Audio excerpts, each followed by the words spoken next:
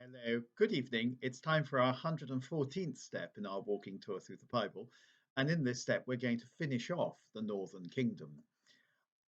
The Northern Kingdom is not really as interesting as, let's say, the Julio Claudians, as described by Robert Graves in I Claudius.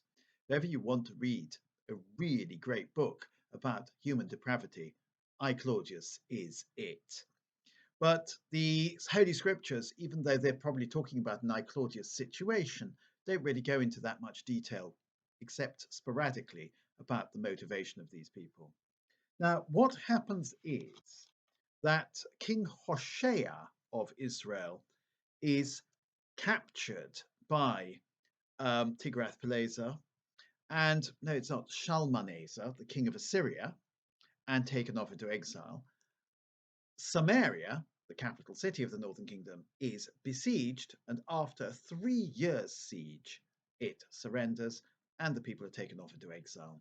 That happens in chapter 17. Before that, we had several kings in Israel, Menachem and then Pekah.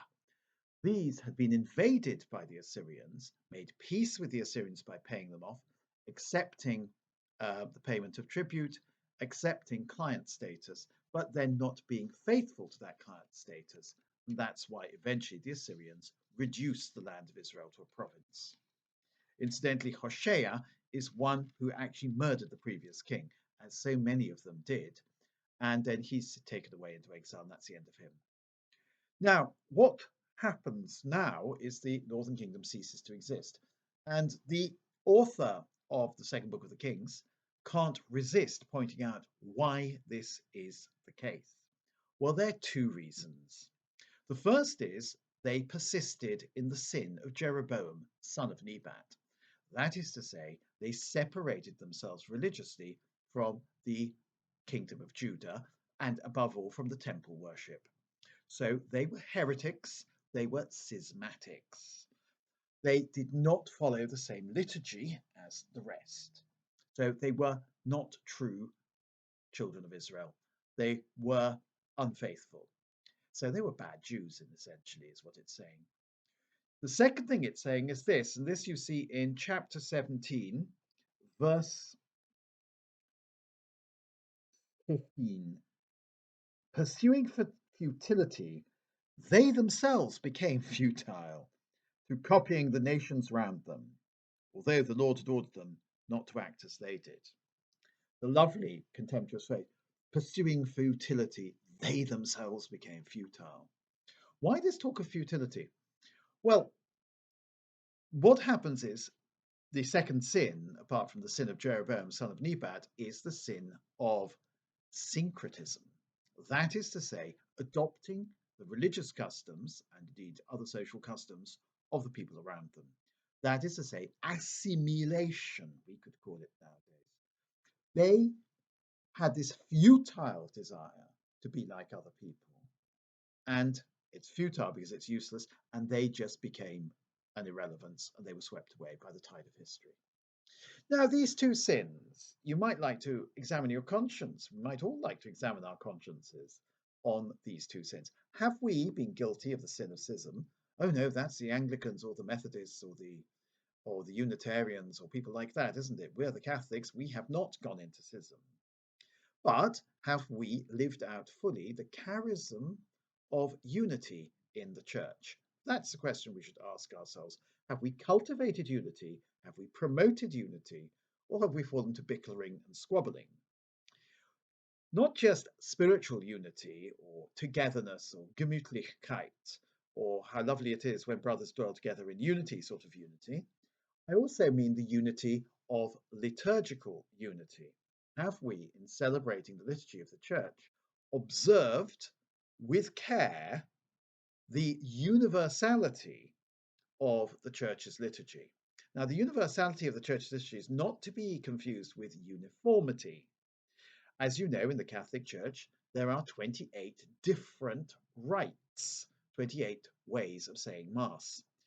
The way the Maronites celebrate is different from the way we celebrate here. The way the Ambrosian rites celebrate is rather different, and so on. The way that, let's say, the Armenian Catholics celebrate is completely different. But are we entering into the spirit of the liturgy in the same spirit with the Armenians, with everybody else? Do we respect the unity of the church when we celebrate the divine sacrifice of the Mass and when we celebrate the liturgy of the hours? This is really important. Or are we instrumentalizing the liturgy and making the liturgy our thing? It's not our thing, it's God's thing. Are we guilty of the sin of Jeroboam, son of Nebat, by taking the liturgy and using it for our own purposes, for our own political ends, to glorify ourselves? Are we masters of the liturgy, as Jeroboam, son of Nebat, declared himself to be, or are we servants of the liturgy? This is really very important, I think. And particularly in the last 30 years, in time of my lifetime, there have been lots and lots of quarrels over the liturgy, which people who are outside the church have seen as not particularly important. Small differences, they say, the narcissism of small differences. They don't understand that the liturgy is of key importance, of some is supreme importance, of paramount importance. Nothing is more important than getting the liturgy right. Because when we get the liturgy right, everything else follows. So that's the first point. The second point is syncretism. Syncretism is still with us. You read so many books, or at least I used to read a lot of theology books, and they all had this, many of them had this essential premise that the church was steeped in darkness, the church had lost its way, and then suddenly in 1969, the sun rose and everything was bathed in light, and the church suddenly discovered the right path. You might have heard the famous couplet by Alexander Pope, a Catholic incidentally. Nature and nature's laws Nature and nature's laws were steeped in night, but God said, "Let Newton be," and all was light. People seem to forget that that's Alexander Pope being satirical. In other words, nobody knew anything, and then suddenly everybody knew everything because Newton came along. This, incidentally, is also the thesis that lies behind much of the writings of Dawkins, Professor Richard Dawkins. Nobody knew anything, and then Darwin came along, and everybody suddenly had the key to understanding. Now, the key to understanding God was not given to us in 1969. The key to understanding God was given to us when God spoke to Moses on Mount Sinai. And that key to understanding, as if you like, a key, to use a mixed metaphor, has grown over with every succeeding generation. And then definitive understanding was given to us in the revelation of Jesus Christ our Lord. We don't need syncretism. That's why it's futile. That's why syncretism is condemned as futile. We don't need syncretism. We don't need liberation theology. We don't need Karl Marx to help us understand Jesus Christ. We certainly don't need Karl Marx to replace Jesus Christ. We need Heidegger insofar as he can shed light on what we should know about Jesus Christ. We need Kant insofar as he can shed light on Jesus Christ. We need St. Thomas Aquinas insofar as we can shed light on Jesus Christ, or rather shed light on our minds, to enlighten our minds to accept the message of Jesus Christ. People like Heidegger, people like Thomas Aquinas, people like Kant ask the right sort of question, perhaps, which enables us to find the answer in Jesus Christ. What we don't need is the idea of going beyond Jesus and saying, oh, well, these sort of things that Jesus says are now to be put to one side because we have now come to understand more than the original church understood.